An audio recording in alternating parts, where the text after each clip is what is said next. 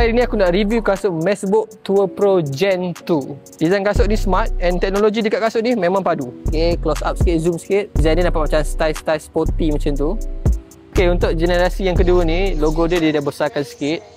Lepas tu kat belakang ni dia ada hologram Lepas tu kat sini ada nama kasut ni Tour Pro. Kasut Tour Pro Gen 2 ni dia ada dua color. Satu color yang korang tengok ni lah, white silver dan juga white blue. Kalau korang pakai kasut ni, korang tak payah risau kasut ni panas ke apa, sebab dia dah ada airflow, lubang-lubang dekat kasut ni. And then kaki korang tak cepat panas, ada ruang udara untuk angin keluar masuk. So kaki korang pun tak berbau juga. Ini bunga dekat tapak dia. Turun ke bawah sikit, tepi ni dia ada TPU stabilizer dan juga carbon plate.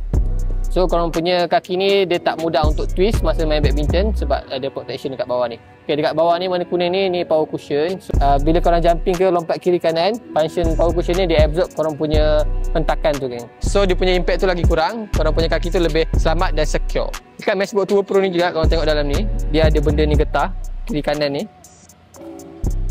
So function dia punya ni bila korang main ni lama-lama dia tak bergerak kiri kanan tau. Dia stay konsisten dekat tengah-tengah macam ni lah.